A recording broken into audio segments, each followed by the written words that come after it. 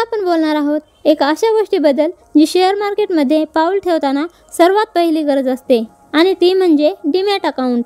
जर तुम्हाला शेअर्सची खरेदी विक्री करायची असेल, म्युच्युअल फंडमध्ये गुंतवणूक करायची असेल किंवा IPO घ्यायचा असेल तर डीमॅट अकाउंट ओपन करावे लागते। म्हणून हा व्हिडिओ शेवटपर्यंत बघा, कारण इथे आपण स्टेप बाय स्टेप शिकणार आहोत की डीमॅट अकाउंट म्हणजे काय, त्याचं काम काय आहे आणि ते कसं उघडायचं। डीमॅट अकाउंट म्हणजे काय? आधीच्या काळात लोकांना शेअर्स खरेदी करायचे असतील तर त्यांना कागदावर शेअर सर्टिफिकेट मिळायचे। जर हे सर्टिफिकेट्स खराब झाले किंवा हरवले तर त्या शेअर होल्डरला मोठं नुकसान व्हायचं। पण आता टेक्नॉलॉजीमुळे हे सगळं आपल्यासाठी तेवढं अवघड राहिलेलं नाही। आता सगळे शेअर्स डिजिटल फॉर्ममध्ये साठवले जातात। जसं तुम्ही तुमचे पैसे सेव्हिंग अकाउंटमध्ये ठेवता तसेच शेअर्स ठेवायचं अकाउंट म्हणजे डीमॅट अकाउंट। डीमॅट अकाउंट हे तुम्ही घेतलेले shares, bonds, mutual funds, ETF digital लॉकरमध्ये ठेवायचं काम करतो। आता पाहू की डीमॅट अकाउंट कसं काम करतं। तर हे पाहण्यासाठी आपल्याला आणखी एक अकाउंट लागतं, ते म्हणजे ट्रेडिंग अकाउंट। हे काही तुम्हाला वेगळं काढायची गरज नसते। जेव्हा तुम्ही डीमॅट अकाउंट ओपन करता तेव्हा तुमचं त्याच्यासोबत ट्रेडिंग अकाउंटही ओपन केलं जातं। म्हणजे आपल्याला 3 अकाउंटची गरज लागते।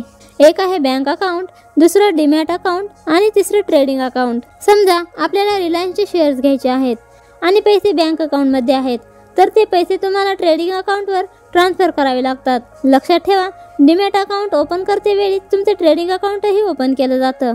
आता तुमचे पैसे पण ट्रेडिंग अकाउंटवर आले तेव्हा तुम्ही रिलायन्सचे शेअर्स ट्रेडिंग अकाउंटद्वारेच खरेदी करता। तेव्हा तुम्ही खरेदी केलेले शेअर डीमॅट अकाउंटमध्ये जातात आणि तुमचे उरलेले पैसे तसे ट्रेडिंग अकाउंटवर राहतात।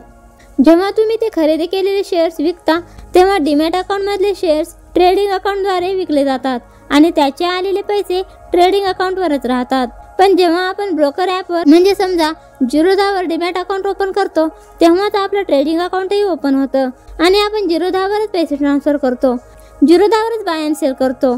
तसेच आपले पैसे सुद्धा जिरोधावर दिसतात, त्यामुळे आपल्याला तेवढं जाणवत नाही की पैसे ट्रेडिंग अकाउंटवर आहेत की डीमॅट अकाउंटवर। तसेच शेअर्स ट्रेडिंग अकाउंटवरून खरेदी केले की डीमॅट अकाउंटद्वारे। त्यामुळे या दोन्हीमध्ये एवढं गोंधळून जाऊ नका। फक्त एखाद्या ब्रोकर ॲपवरती आपलं डीमॅट अकाउंट ओपन करा, हळूहळू तुम्हाला सर्व समजू लागेल। आता पाहू की डीमॅट अकाउंट कुठे ओपन करायचं। डीमॅट अकाउंट हे डिपॉझिटरी पार्टिसिपंट्सकडे उघडलं जातं। आता ह्या डिपॉझिटरी पार्टिसिपंट्स कोणत्या, तर NSDL आणि CDSL।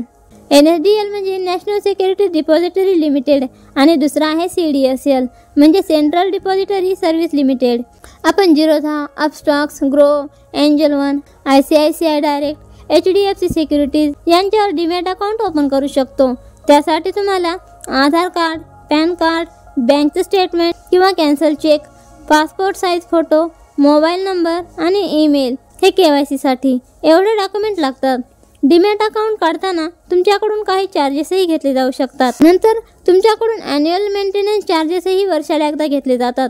तसेच तुम्ही जेव्हा शेअर्स खरेदी विक्री करता त्यावरही तुमच्याकडून थोडं कमिशन घेतलं जातं। त्यासाठी अगोदर लो कॉस्ट ब्रोकर्स वापरा, जसे जिरोधा, अपस्टॉक्स, ग्रो। आता तुम्हाला क्लिअर झालं असेल की डीमॅट अकाउंट हे काय आहे। जर हा व्हिडिओ आवडला असेल तर लाईक करायला विसरू नका आणि पुढच्या येणाऱ्या व्हिडिओची नोटिफिकेशन मिळवण्यासाठी चॅनलला सबस्क्राईब करा। धन्यवाद।